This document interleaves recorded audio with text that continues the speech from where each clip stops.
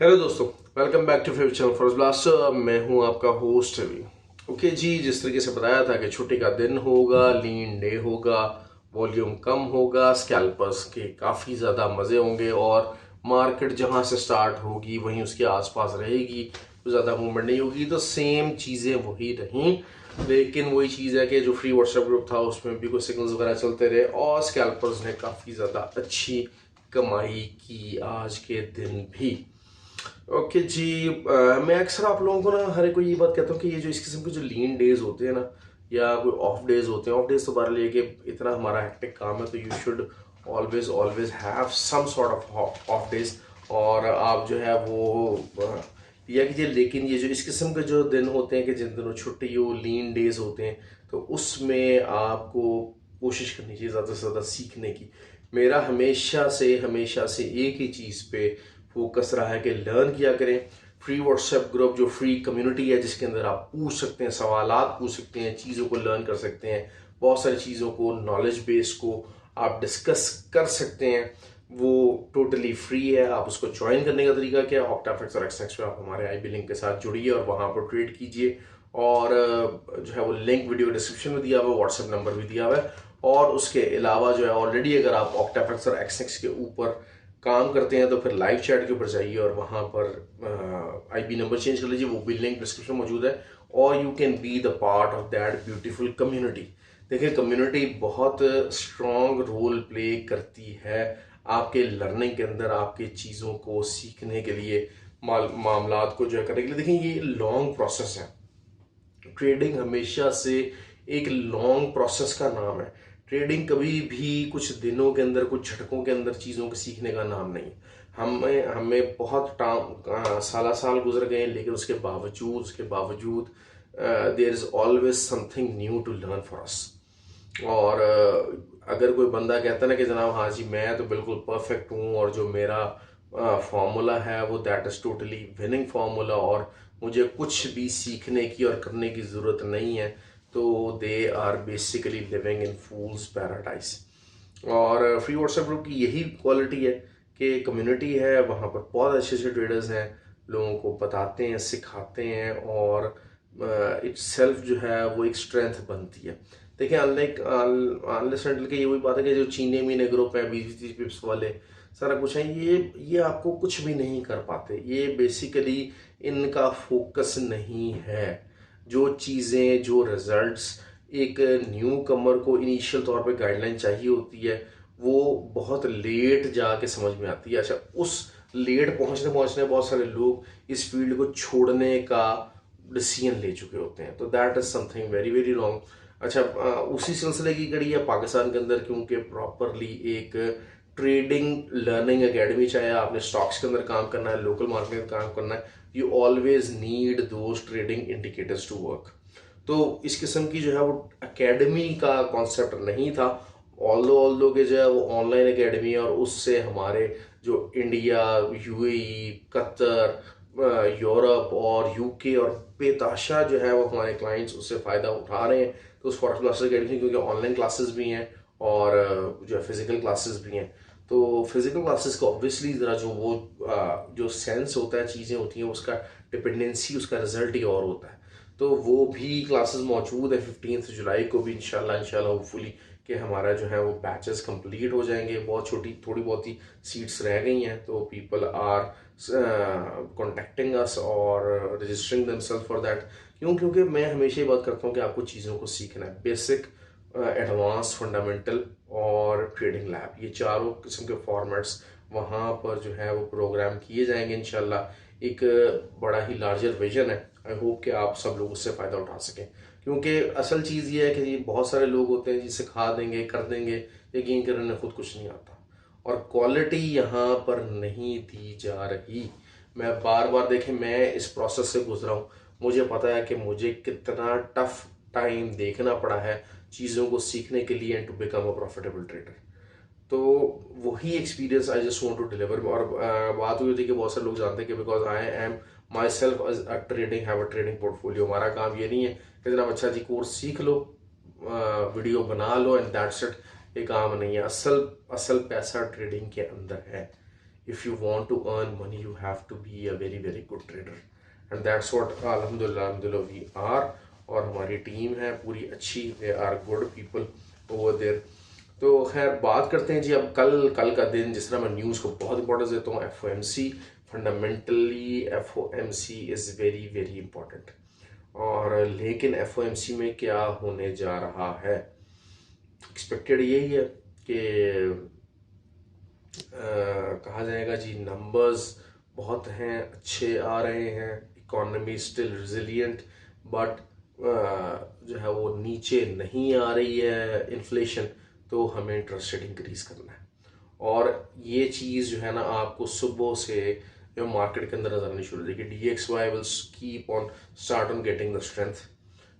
Euro जो है वो 1 बल्कि शायद आई थिंक 1.097 का एरिया अगर मिलता है तो 1.097 से लेके आई डाउट कि शायद ये यहाँ तक मार्केट जाए, लेकिन बहरहाल जा भी सकती है।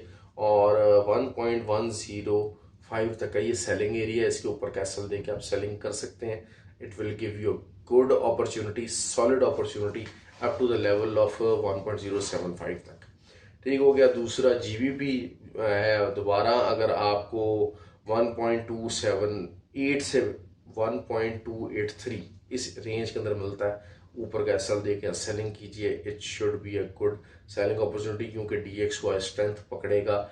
FOMC में भी ऐसी बातें की जाएंगी जो कि DXY को स्ट्रेंथन देंगी और इस चीज़ को ज़्यादा तकवीत मिलेगी कि इंटरेस्ट रेट इंक्रीज होने जा रहा है। जब इंटरेस्ट रेट इंक्रीज होगा तो ऑब्वियसली देखिए, मैं टेक्निकल साइड्स में आपको एंट्री एरियाज और एसएल्स उसके ऊपर के बताता हूँ, TPs में बताता हूँ आपको, और फंडामेंटली हम अपनी उस चीज़ को बैक करते हैं। तो अब ये जो आने वाले 1-2 दिन है उसमें क्या होगा कि जो टेक्निकल साइड और फंडामेंटल साइड अगर एक दूसरे के साथ चलेगी तो the result is always very very good. तो उसी चीज़ को हम जो है ना फोर्सी करने की कोशिश करेंगे। USD JPY ऑब्वियसली थोड़ा सा जो है वो स्ट्रेंथ पकड़ेगा ये वाला पेयर। और 145 तक का एरिया, 146 बल्कि शायद यहाँ तक भी मार्केट जा सकती है। लेकिन ऑन द कॉन्ट्ररी वही चीज़ ये है कि किसी टाइम पर भी जो जापानीज ऑफिशियल्स हैं, ये बता देखें ये ऐसी चीज़ है जो फंडामेंटली जिसको किया ऐसा, लेकिन किसी टाइम पर भी जापानीज ऑफिशियल जो FX मार्केट के अंदर मूव ऑन कर सकते हैं। वो 1 दिन ले सकते हैं, 2 दिन ले सकते हैं, 3 दिन ले सकते हैं, but it's a good selling opportunity. जिस तरह ऊपर जाएगा 150 तक भी अगर आपको जाता है, मिलता है USD JPY, तो आप इसको सेल कीजिए और अच्छा प्रॉफिट है। इसको लंबा स्विंग के तौर पर होल्ड कर सकते हैं। और ये आपको, क्योंकि वही बात होती है FX मार्केट में द मोमेंट सिर्फ एक खबर आनी है कि जो जापानीज जो वो बैंक है और बैंक ऑफ जापान है, उसने FX मार्केट के अंदर फंड्स इन्फ्लेट करना शुरू किया, the moment they will do it, तो मार्केट आपको 148 150 के ऊपर भी अगर मार्केट खड़ी हुई है तो सीधा विद इन मिनट्स आपको जो है वो मार्केट 137 138 तक मिल जाएगी। और फिर एक दोबारा से जो है ना डाउन का सफ़र स्टार्ट हो जाएगा। अच्छा, यही बात हम करते हैं GBP JPY की। ऑब्वियसली जो गोल्ड है वो थोड़ा सा ज़रा रहेगा अंडर प्रेशर। FOMC के बाद जो गोल्ड है उसको डाउन होंगे, तो उसकी वजह से क्या होगा कि GBP JPY भी ऊपर को जा सकता है। और ऊपर को अगर जाएगा तो क्या करना है, ऑब्वियसली मैं सेल साइड पे बैठा हूँ। दीज आर द एरियाज, क्योंकि मैं फंडामेंटल मूव को टेक्निकल मूव से नेगेट होता देख रहा हूँ। ठीक हो गया। बहुत सारे टाइम के ऊपर होता गया कि टेक्निकल साइड के ऊपर चीज़ें लाजमी बुलिश हो रही होती हैं या बेरिश हो रही होती हैं, लेकिन जब फंडामेंटल मूव आती है तो फिर वो टेक्निकल साइड को और प्रॉपर एक टेक्निक और एक हाई एंड फंडामेंटल मूव है। एक तो ये ना कि जब आपका जो बैंक ऑफ जापान है, इसकी जो मूव है ना, इसको हम हाई एंड फंडामेंटल मूव कहेंगे। क्यों? क्योंकि एक मूव ये है कि जी आपको इंटरेस्ट रेट इंक्रीज कर दिया गया, एक टैक्टिकल मूव आई है, फंडामेंटल मूव जरूर है, लेकिन एक पोर्शन और उसके असरात को आते आते टाइम लगेगा। लेकिन हाई एंड फंडामेंटल मूव क्या है कि एक बैंक डायरेक्ट FX मार्केट के अंदर जो इन्वॉल्व हुआ और उसने फॉरेक्स मार्केट को ऊपर से नीचे कर दिया, तो this is something a high and technical move. तो ये एरियाज वो हैं GBP JPY के जहां पर हाई एंड टेक्निकल मूव्स आ सकती है अगेंस्ट द जीबीपी, तो फिर और यही चीज़ जो है वो रिफ्लेक्ट कर जाएगी यूरो जेपीवाई के ऊपर। अब उसमें डिपेंड करता है कि वो एक दिन ले ले, 2 दिन ले ले, 3 दिन ले ले, क्योंकि लास्ट टाइम मुझे याद है कि वही हमारे जो कुलीग थे उन्होंने कहा कि जी अब 12 दिन हो गए तो जी मार्केट ऊपर ही ऊपर जा रही है, रुक नहीं रही है। तो ये भी हो सकता है कि जारी बात अब ये 1-2 दिन का लीन पीरियड लिया है, इसने ब्रीदर लिया है और उसके बाद दोबारा से ब्रेकआउट ऊपर की तरफ हो और GB JPY up to the level of 186 187 चला जाए और उसके बाद फिर मार्केट के अंदर मूवमेंट आए जब बैंक ऑफ जापान इंक्रीज हो। तो ये ऐसा, लेकिन ये कि मैं इसमें चाहे टेक्निकल साइड के ऊपर चीज़ें बुलिश क्यों ना नजर आए, मैं यहाँ पर बाय नहीं डालूंगा। This is how I am going to trade the GBP JPY. मैंने बड़ा डिटेल में आपको जीबी जेपीवाई को कवर करके दिया क्योंकि बहुत सारे लोग मुझे मुसलसल रिक्वेस्ट कर रहे थे कि सर इसको ज़रा डिटेल में कवर कर दें, हम फंसे हुए थोड़ा सा ये है। तो मैंने आपको बता दिया कि जी क्या चीज़ हो रही है। अभी ब्रीदर चल रहा है, ब्रीदर से ब्रेकआउट होता है और ब्रेकआउट के फ़ौरन बाद बैंक ऑफ जापान की मूव आ सकती है and the result could be very very fruitful for those who are holding the trades. Okay जी, ये चीज़ हो गई। आई होप कि जो है क्लियर हो जाएगा। अच्छा, नास्डैक वही चीज़ ऑस्लेट कर रहा है, लेकिन नास्डैक आज के दिन को तो छोड़ दें, लेकिन थोड़ा सा ज़रा बुलिशनेस का जो है वो चीज़ कर रहा है थोड़ा सा, क्योंकि वही चीज़ है कि जो मेजर स्टॉक्स हैं वो बहुत ज़्यादा तेज़ी से ऊपर जा रहे हैं। जो मेजर स्टॉक्स हो गया, एप्पल हो गया, टेस्ला हो गया, जो कि ये जो इस किस्म की जो मेजर कंपनीज़ हैं, टेक कंपनीज़ हैं, उनका स्टॉक्स बहुत बहुत ज़्यादा बूमन कर रहा है, जो कि नैस्डैक को बहुत ज़्यादा सपोर्ट दे रहा है। और हाँ, ऑब्वियसली इनके ऊपर थोड़ा बहुत रिट्रेसमेंट वाला चांस लाजमी है, लेकिन वही चीज़ है कि नैस्डैक को हम अभी तक 15,300 से ऊपर की क्लोजिंग नहीं देख सके। तो जैसे ही अगर कोई ऊपर ही क्लोजिंग आएगी तो फिर हमें अपने व्यूज़ अपने चेंज करने पड़ेंगे, लेकिन वही चीज़ है कि अगर 15,300 से लेके 15,500 यहाँ पर अच्छी सेलिंग एरिया, ये बहुत अच्छी सेलिंग पॉकेट है। मैं बताता चलूँ आपको, बहुत ही अच्छी सेलिंग पॉकेट है और यहाँ से आपको कम से कम 400-500 पिप्स की आपको सेलिंग मिल सकती है 1-2 दिन के अंदर अंदर। ऑयल का मैंने आपको क्लियर बताया था कि जी क्या मामला होने जा रहा है, और ऑयल वही है 72.3 के ऊपर अगर आपको मिलता है तो आप सेलिंग में बैठिए। This could give very very good results in the coming days. और इंट्राडे के अंदर भी ऑब्वियसली यहाँ से अगर आप सेल डालेंगे तो आपको 100-200 पिप्स नीचे की तरफ मूव लाजमी मिलेगी। क्यों? क्योंकि ट्रेंड इज योर फ्रेंड और overall oil is in a bearish trend. पूरी वर्ल्ड इकोनॉमी जो है वो बेरिश ट्रेंड की तरफ है। अच्छा जी, एक्सएनजी का मुझे कहा गया बहुत सारे लोगों ने कि कवर कीजिए। एक्सएनजी को मैं बहुत दफ़ा बहुत ही डिटेल में कवर कर चुका हूँ हमेशा से, और एक्सएनजी का मैंने ये बात की थी कि अब शायद 2.2 के जो एरिया का इंतज़ार कर रही है दुनिया, वो थोड़ा सा ज़रा मुश्किल हो जाएगा, थोड़ा सा मुश्किल हो जाएगा। लेकिन एक बिल्कुल जिसे कहते हैं कि वर्ल्ड की ग्रोथ से रिलेटेड एक बेरिश डाटा, एक बहुत ही हाई एंड बेरिश डाटा अगर आता है रिगार्डिंग द वर्ल्ड ग्रोथ और जो कि आ सकता है रिसेशन के हवाले से, जो कि आ सकता है, तो वो फिर एक्सएनजी को भी थोड़ा बहुत, जिसे कहते हैं ना कि अभी मंथ चल रहा है जी जुलाई, तो जुलाई का जो एंड है वो आप समझ लीजिए कि it will be something very very, क्योंकि जुलाई जो हीट वाइज है ना वो एक पीक मंथ होता है यूरोप के अंदर। कि मतलब मुझे अभी तक याद है कि फ्रांस गया था, I got the sunburn in the heat of Paris actually. तो July is always always very very kind of month के जिसमें यूरोप के अंदर हीट बिल्कुल पीक के ऊपर होती है, टूरिज्म बहुत पीक के ऊपर होता है। तो ये जो लास्ट मंथ है जिसमें आपको एक अच्छी बाइंग अपॉर्चुनिटी आने वाले दिनों में एक्सएनजी दे सकता है। और उसके बाद मैं यही बात कहूँगा कि अगर आपको 2.4 से अब नीचे एक्सएनजी अगर मिलती है तो अच्छे तरीके से उसको बाय कीजिए, हैवी बाइंग कीजिएगा। 2.8 की तरफ जा रही है, 3 के ऊपर लग के अगर 3 भी जाती है तो वहाँ से एक रिजेक्शन अच्छी लाजमी एक्सएनजी लेगी, और वो जो रिजेक्शन होगी कम से कम 600 से 700 पिप्स की होगी, मतलब 2.4 2.3 ये एरिया यहाँ तक दिखा सकती है XNG once it tried to cross over the $3 mark. तो ये एक्सएनजी बड़ी डिटेल में कवर हो गई मैंने जिस तरीके से आपको बताया था, और लंबे उसमें टाइम फ्रेम के अंदर अगर आप वही बात है कि इसको आप करेंगे तो दिसंबर जनवरी में 5.5 और 6 तक का इसमें मार्जिन मौजूद है। ठीक हो गया जी।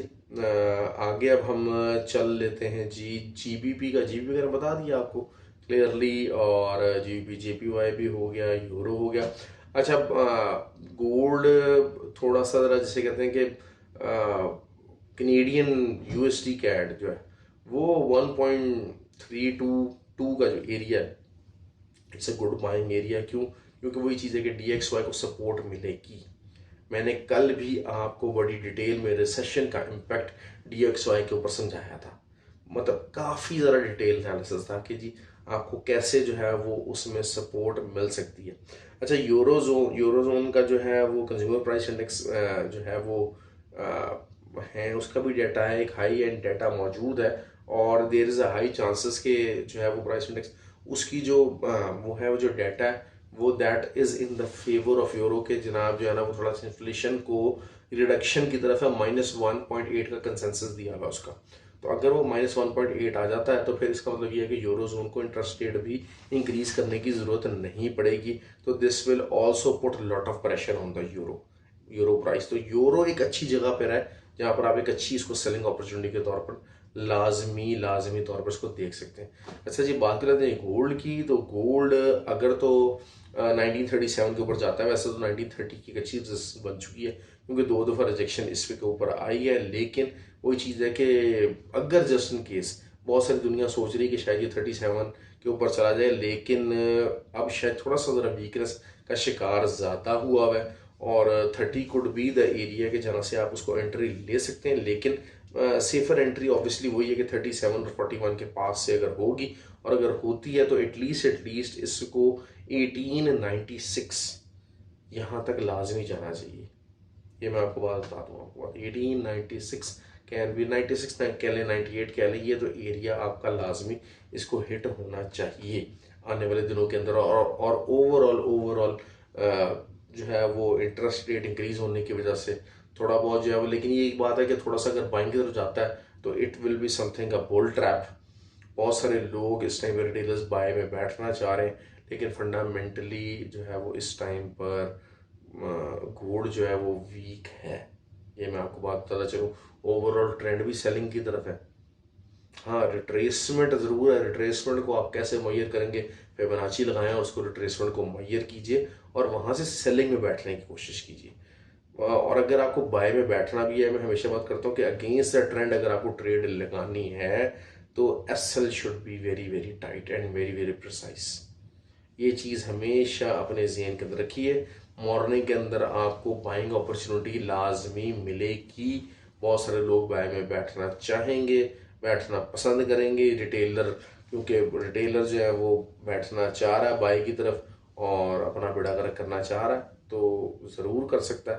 क्योंकि थोड़ा बहुत यही होता है कि मार्केट भी खेलने दी जाती है, रिटेलर्स के हाथ में जाती है। जैसे आज का दिन था वो रिटेलर्स के हाथ में थी मार्केट, कि जी ठीक हो गया। जिस तरह मैंने इसका कल वीडियो मैंने आपको बताया था कि आज मार्केट वहाँ मूव करेगी जहाँ रिटेलर ज़्यादा होंगे। क्यों? क्योंकि वॉल्यूम नहीं होगा। स्मार्ट मनी, कोई बड़े हेज फंड्स, बड़े बैंक्स, ये वो they are all on holidays. America की जो है वो छुट्टी को एंजॉय किया जा रहा है और इंडिपेंडेंस को एंजॉय किया जा रहा है। तो आज रिटेलर्स ने मार्केट को अपने हिसाब से मूव किया जिस तरफ वो मार्केट चाह रहे थे। और एक सिंपल सी ट्रेड नहीं थी कि जी 1930 की एक रेजिस्टेंस बन रही है गोल्ड की, तो उसको जो है वो प्ले करने की कोशिश की गई कि जी ठीक है 1930 के ऊपर आ जाएगा। और लेकिन अगर वही चीज़ है कि 1937 से लेकर 1941 तक भी मार्केट जाती है तो फिर भी आप जो है उसको सेलिंग में बैठिएगा। लेकिन रिटेल सेंटीमेंट जो है उसका लाजमी ध्यान रखिएगा। ये हम अपने फ्री व्हाट्सएप ग्रुप के अंदर बार बार जो है ना इन चीज़ों को डिस्कस करते रहते हैं, क्योंकि नए लोग आते रहते हैं और नए लोग बहुत कुछ सीखना चाहते हैं। लेकिन नए लोग जो है ना, हमारे पास अक्सर लोग ये भी आते हैं जिनको चीज़ें प्लेट पर रखी हुई चाहिए होती हैं, वो मेहनत नहीं करते हैं, कंफ्यूज भी हो जाते हैं। ऑब्वियसली पहले लॉसेस वगैरह किए होते हैं, तो वो चाह रहे होते हैं कि बस अब हमें कोई ऐसा बंदा मिले जो हमारा हाथ पकड़ के हमें ट्रेडें लगवाता रहे और हम प्रॉफिट बनता रहे और हमें जितने लॉसेस किए वो कवर कर लिए जाएं। तो इस अप्रोच के साथ फॉरेक्स फील्ड के अंदर आप कभी भी कामयाब नहीं हो सकते। लर्न कीजिए, लर्न कीजिए, लर्न कीजिए। बार बार एक ही बात की जाती है कि register yourself for the trading academy. और अपने आप को ऐसे प्लेटफॉर्म्स के साथ जोड़िए जहाँ पर सीखने का मौका मिले। और वर्सटिलिटी है, देखिए सीखने के जो है ना वो बहुत बहुत तरीके हैं। खाली देखें, खाली अगर मेरा एक तरीका है, मेरा एक पर्सनैलिटी है, क्योंकि देखें इसमें साइकोलॉजिकल साइड बहुत ज़्यादा मैटर करती है। मेरी एक पर्सनैलिटी है, मैं उसके हिसाब से मेरा एक पोर्टफोलियो है, एक मेरे फेवरेट पेयर्स हैं, मेरा एक उन पेयर्स के साथ एक जो क्या कहते हैं बॉन्डिंग है, और मैं उसके मुताबिक जो है वो ट्रेड्स करता हूँ और उसमें उसके मुताबिक जो है वो इंडिकेटर्स अप्लाई करता हूँ। देखें हर जो इंडिकेटर होता है उसके ऊपर वही चीज़ अप्लाई नहीं हो रही थी। अक्सर चीज़ें कुछ ज़्यादा वॉलेटाइल होती हैं, कुछ स्लो होती हैं। अब 200 मूविंग एवरेज है, उसका गोल्ड के ऊपर इंट्राडे के ऊपर बहुत ज़्यादा अच्छा परफॉर्म करे, करेंसीज के ऊपर H4 के अंदर बहुत ज़्यादा अच्छा परफॉर्म करे, ये डिपेंड करता है कि how much the volatility of the pair is. Oil के ऊपर उसका ना परफॉर्म करे, नेचुरा के उसका वो ऊपर उसका बिल्कुल परफॉर्म ना करे। तो ये चीज़ें समझने की बातें होती हैं, हर एक ने अपना फॉर्मूला डिराइव करना है, लेकिन वो ये चीज़ होती है कि वो कैसे होगा।